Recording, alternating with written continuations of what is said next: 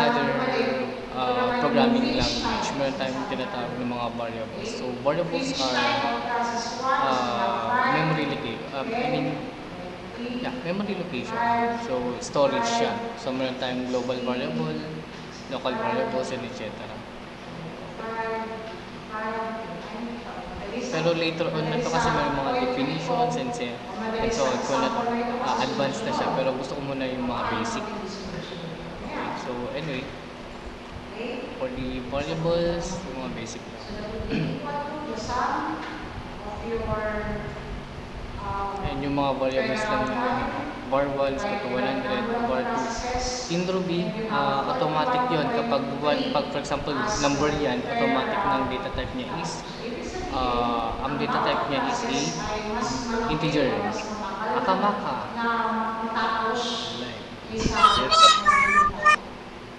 Okay, so we have integer, we have floating number. Like I said, for example,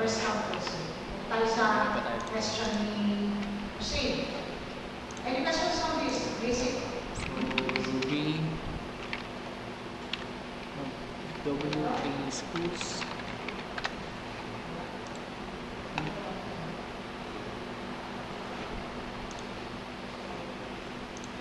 Tutorials. W3 resources.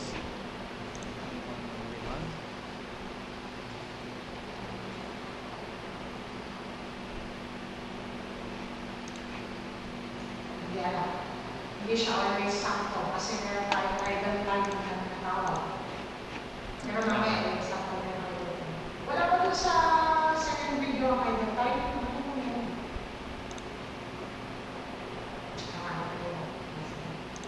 Mamaya, sige, mag-example tayo naman ng idle time. So, si idle time naman ay magpapay na kasi ating Online Ruby compiler editor. Okay, so this is a good site example lang. Try natin tara. Let's see. How to hello world. Yeah. So I'll be giving you this website for the meantime. We'll be using this one. Okay.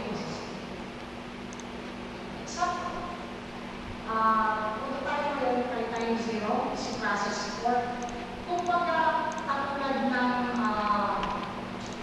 sa drive 2, Online compiler. para sabay kayo dumating or halos magkasunod kayo dumating, pero mas maako siya na. Okay, so this is our online compiler. So let's see. So for example, if you want to display, you will be using puts. Okay, so for example, puts, and then your name. For example, my name, Jofer. Then you click the run. And then there you go. This is the output. Okay. And there. Now for the variables, Ruby variables. So this is our topic for today. This one, so variables. We have the following data type. I'll be discussing to you those things, pero this is our advanced topics. So I will not be discussing this today. But rather I want to focus on the data types.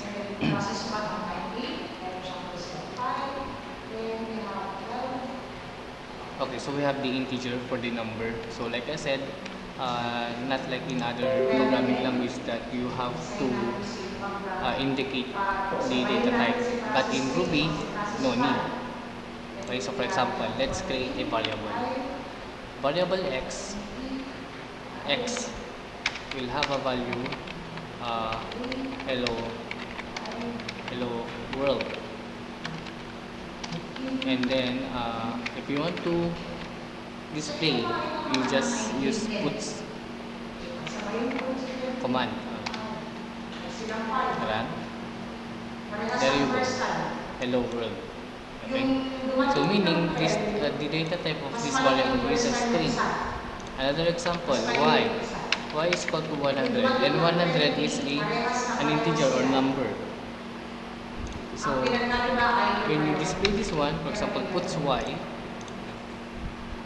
100. Okay, not like in other programming language that you need to one, for example, str in other programming language, right? If you still remember, tapos may int. In other programming language, but in Ruby, automatic. Okay, automatic. Once the compiler detects that it has a double quote, meaning that is a string.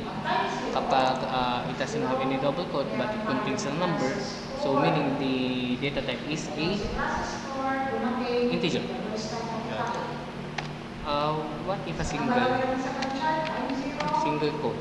What if a single quote? There. So meaning in Ruby, single quote or double quotes can be considered as a string. Okay? In double quote or single quote, string. So that is those are the variables. Now for the floating point, basically it has a decimal point, right? So for example, z is equal to 1.5, then puts z there. Right?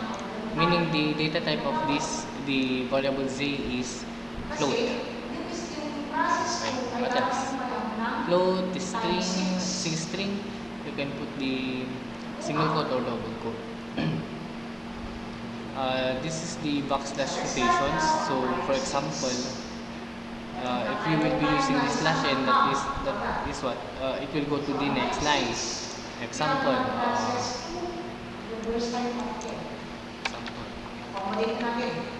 puts hello slash n world. So what will be the output of this one? Run. Let me remove other. So this is the output. So puts hello and then it will go to the next line and then display hello. That is the slash n and carriage and so on. Backspace, bell, escape, etc. We have also the array. This is a separate discussion for the array. So you leave it there for the meantime. Then let's go now for the comment. Now for the comment, if you want to put some comments, you can use the hashtag. Okay.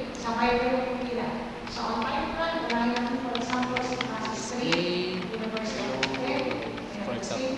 So this is a comment using the hashtag. Okay. So basically the comment will the compiler will ignore that line using the hashtag. So that is for the comment.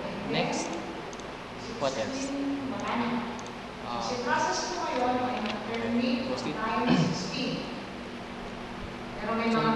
that's it. What else? Operators. Very important. Operators.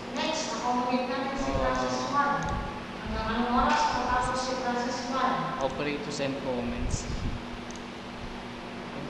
Sige, I will discuss na lang today the operators. Now, we have the basic operators.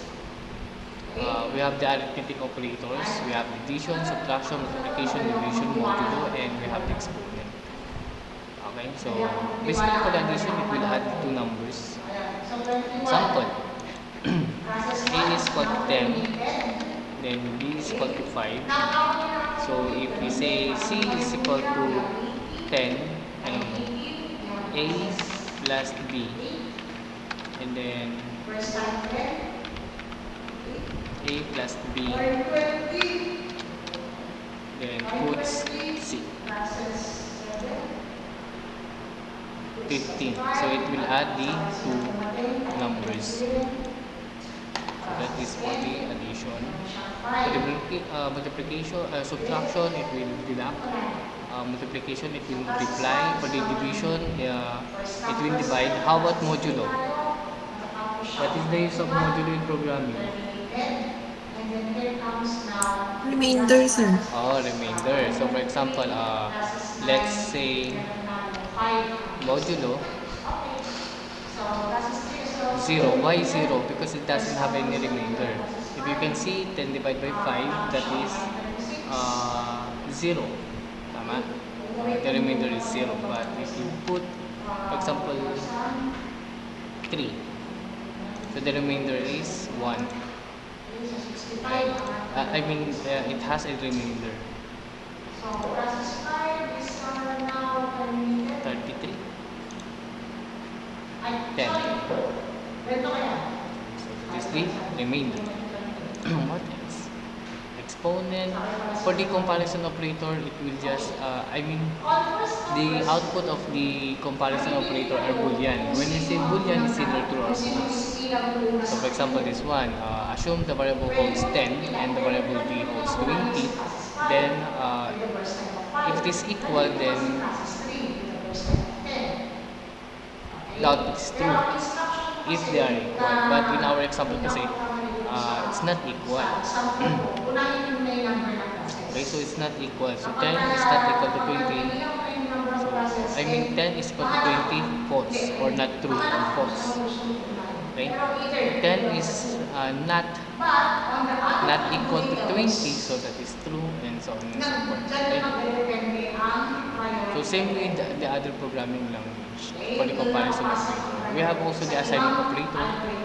Okay, so we have the equal sign. So basically, any value that you can input, the result will be put in a variable using the equal sign.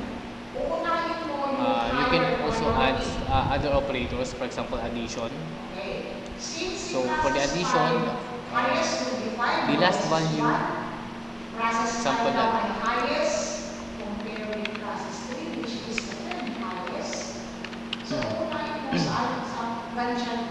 Example natin. C is equal to C plus A.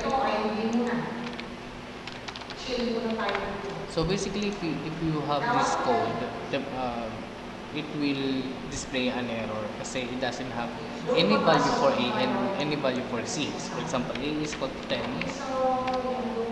You run that one, then error because we don't have any value for C. So for example, C is equal to 20. So that enter exit console.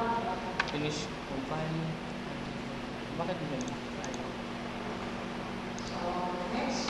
Yeah. We forgot to display C. So that is the output 30. 10, 20.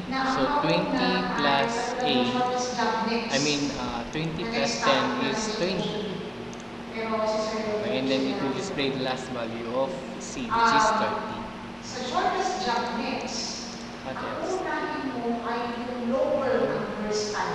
Parallel assignment and so on. You can also have this one, parallel assignment. So for example, you can say A, B, C is equal to 10, 20, 30, for example.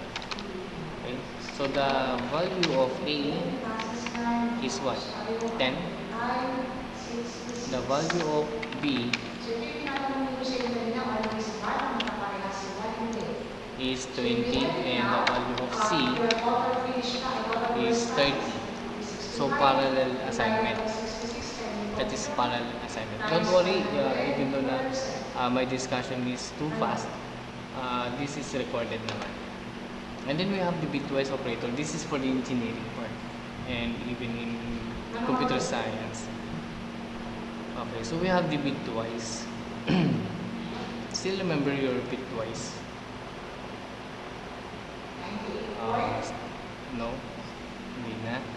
So for example, A will have a value of, this is binary, 00111100, and B is equal to 001, 00001101. So the output, if you will be using the AND sign, what is the AND sign? Truth table AND. Finish time, response time, we process 1. Okay, so for example, this one.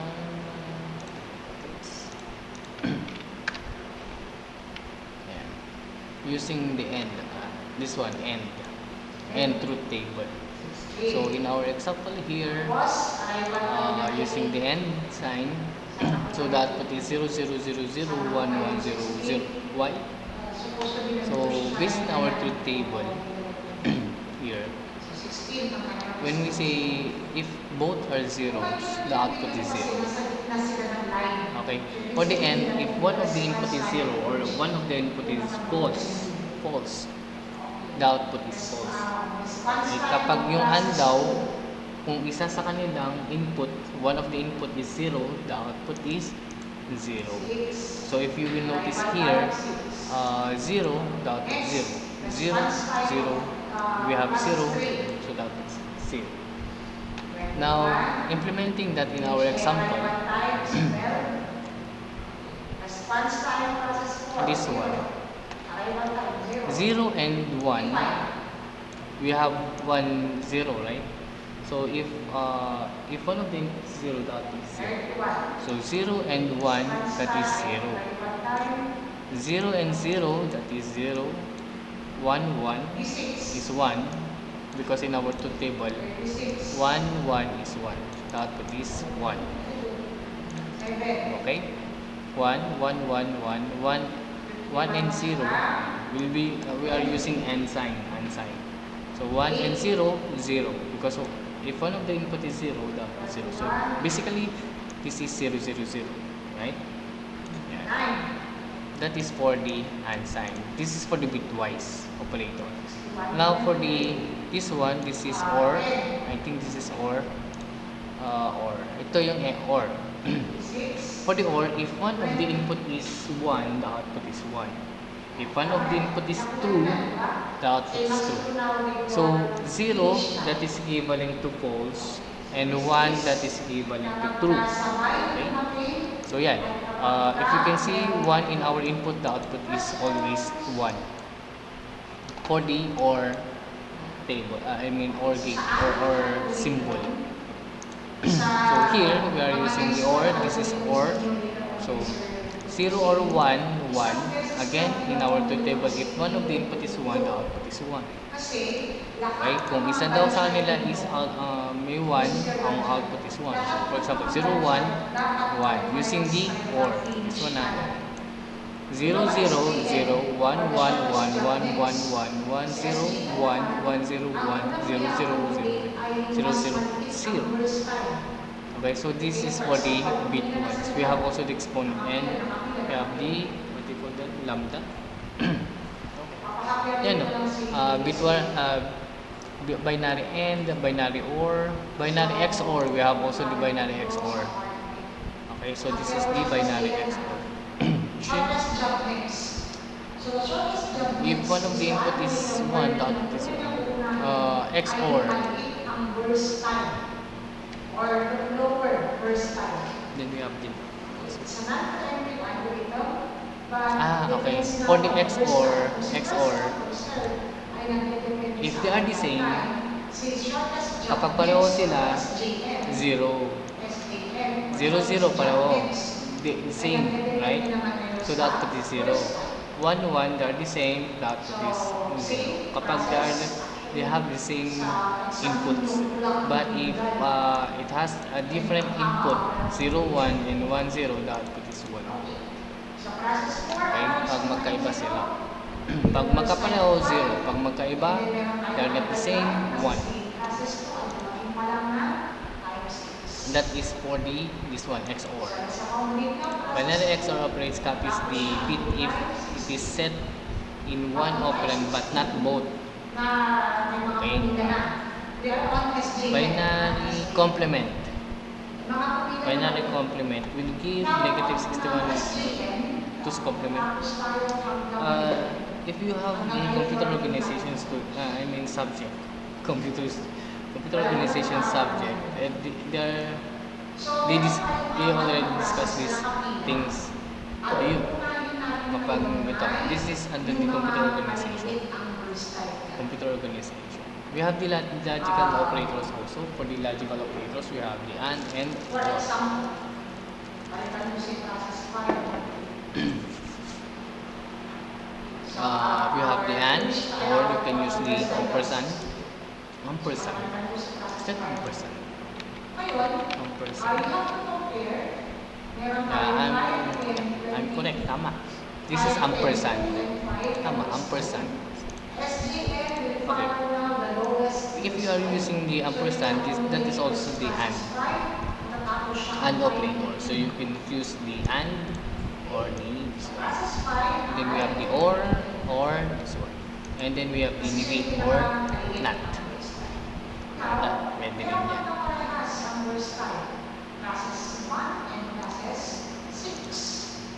Try natin. Let's try this one in our compiler. We're going to apply first come, first A holds 10 and variable B holds 20 daw.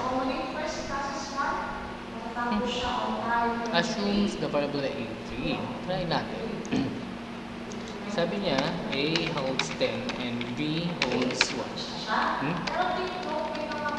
10 and 10. Then B holds 20. Is that 20? O 20. Tapos,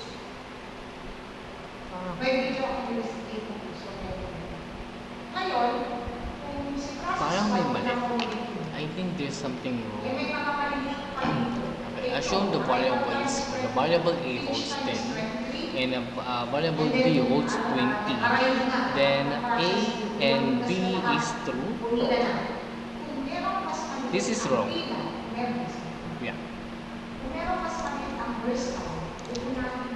A and B.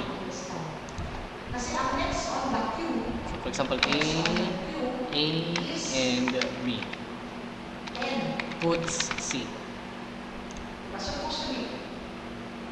10.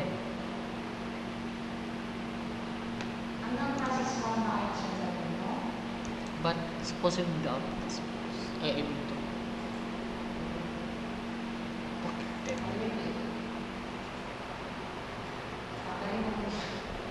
I'm sorry. Because supposedly you can use this one in a boolean format. Boolean, it's either true or false. Example, we'll have an equation. Let's have an equation. A or C is equal to A less than B. Okay?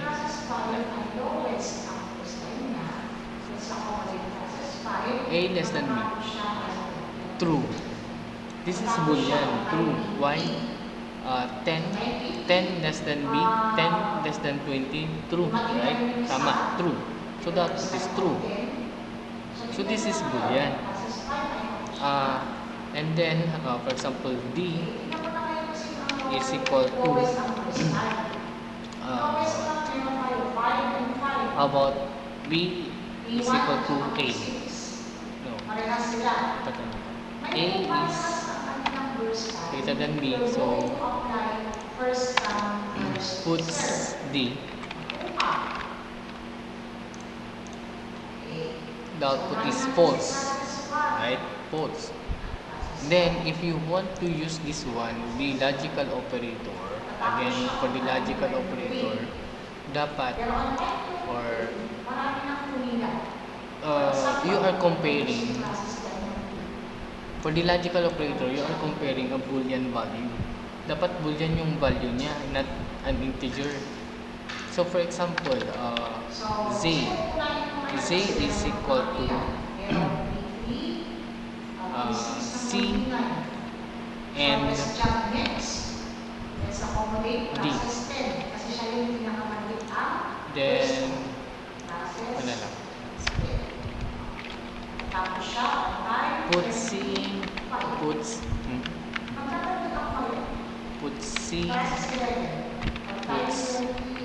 C, then D, then puts D. So, Ay, Z. weekend, third weekend, pero on line 24, meron ulit Apa, weekend. sorry, B para yun. Supposed but this is D. Sino unahin mo ulit? Run. True, false, false. For the C, this one, C. Alam na natin na, for example, C. Ganyan. Let me, comma. Sino mauna? B6. First come, first serve. Okay? Tapos siya on time. 21. Terminated. Next. This is D and this is Z. Time 36. Terminated. For C, that is true. Why? C, 10 less than B, that is true. Time. Then yung B naman, 10 is greater than B, that is false. Right? False siya. Dito naman, C and D, using the unsigned D. Ayun. Compile. Our C is true. Tama? And then the value of D is false. True or false. Again, for the true, that is equivalent to 1, and false is that is equivalent to 0. So, tignan natin through table using the n sign, this one. Okay. So, if one of the input is 0, the output is 0. Okay? So, tignan natin, try natin. If one of the input is 0 or false, the output is false. So that's why this one, the value of Z is false. Okay? We're using the N word. Can we use the N word? Possibly this is false. Okay. But the next activity is you're going to the same given, pero ang gagawin mo ngayon ay shortest jump. I'll be using na lang the ampersand because the ampersand is correct. The ampersand is correct. Okay. For the OR, that is the OR. That is true. Why? Because for the OR gate, or if one of the input is 1, the output is 1.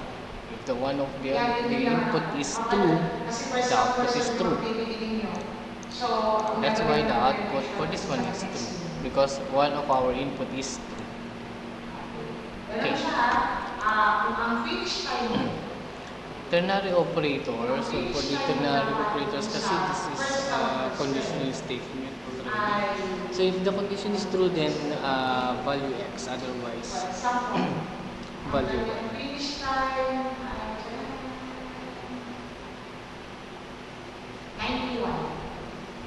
Dapat si shortest jump next Let's try this one, ternary operator. Kasi si Okay, so for the ternary operator, using the question mark and column, we should have a condition here. So for example, condition 10, 20. 10 is less than 20. So that is our condition. So if our condition is true, display next week I will be, I guess, less than. And then separate by. Kasi na ba yun?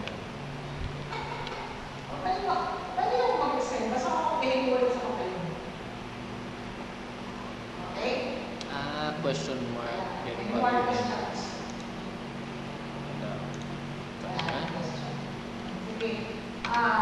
Or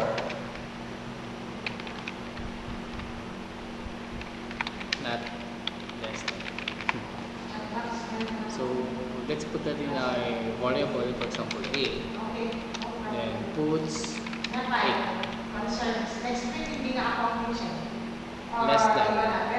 Less than. 10 is less than 20, that is true, right? So it will display this one less than. So if in case that our condition is false, then it will display this one. That is the ternary operator. Just like in conditional statement. So if the condition is true, display. If the condition is false, display this one. That is for the ternary. And then we have the other operators also. Okay, so I'll be giving you. I want you to use this one. I want to use this compiler, the online compiler, for the meantime. I will give you an activity. I have here the activity. This is for the week 3, week 4. What is our week 3 activity?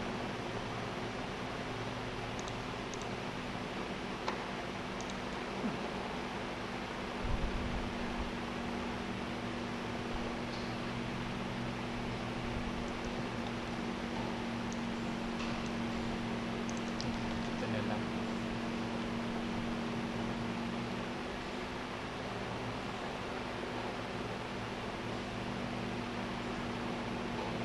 For week 3,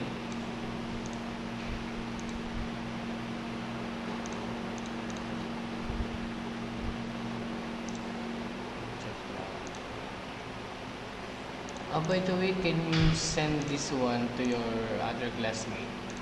This is our link. I'll be sending this in our chat box. Okay. For activity, this one, March 11.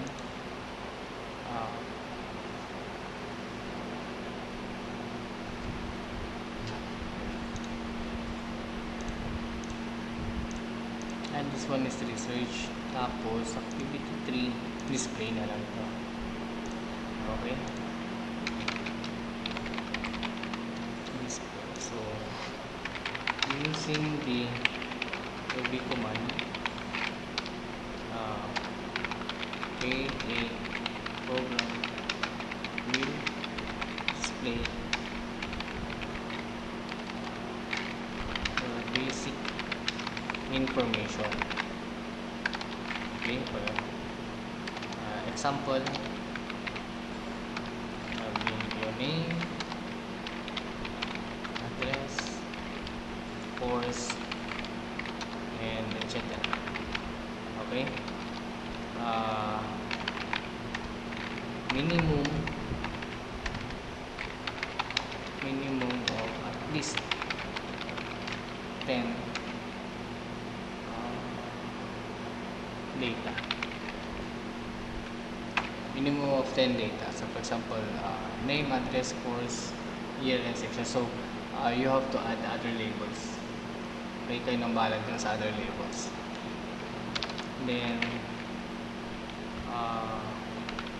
send your source code.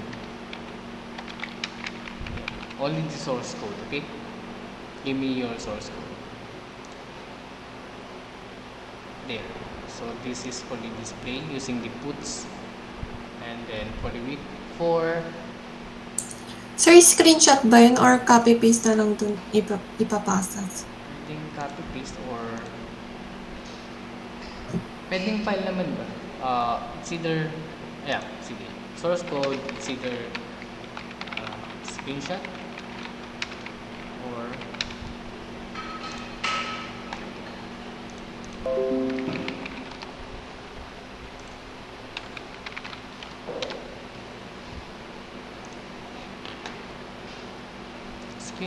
or yung in a notepad.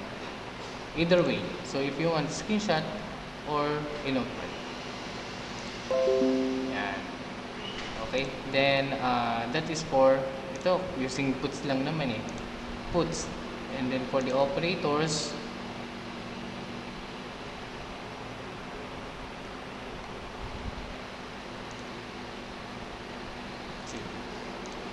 Yung mga very basic muna tayo. Anyway, by midterm and finance, it's more advanced kasi you will be creating a website. I mean, not a website, but rather a web application. Again. Kaya basic muna. Basic. So, assignment. Another assignment, activity. Okay. I want you to create. So, using, again, Ruby command.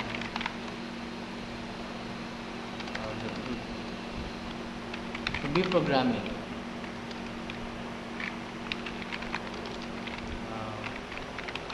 Create a program that will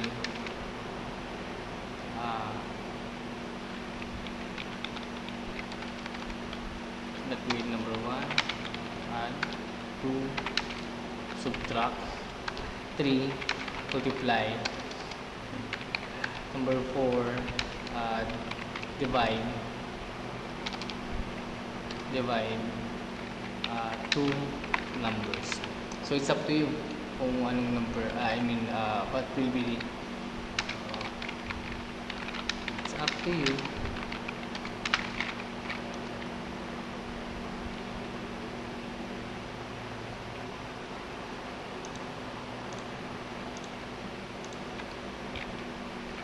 The numbers of the two variables. Okay?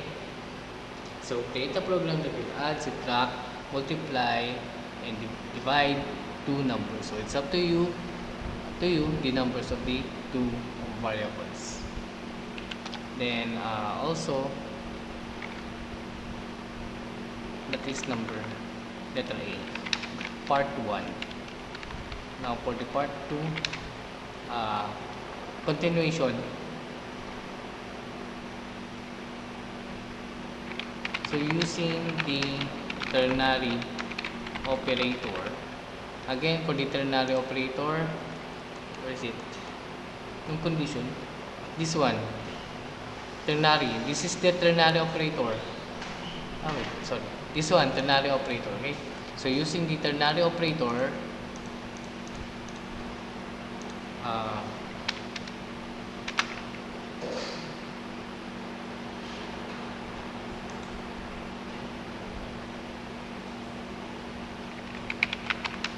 check if the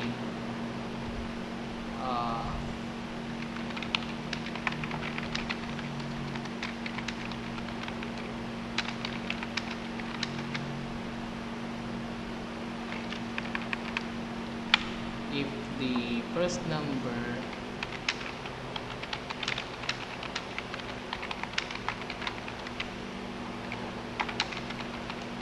else display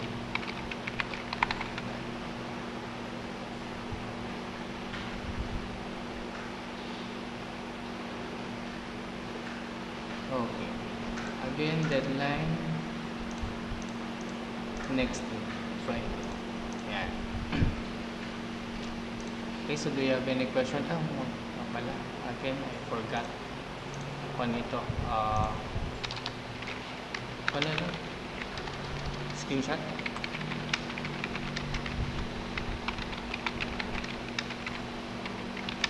Of your source code.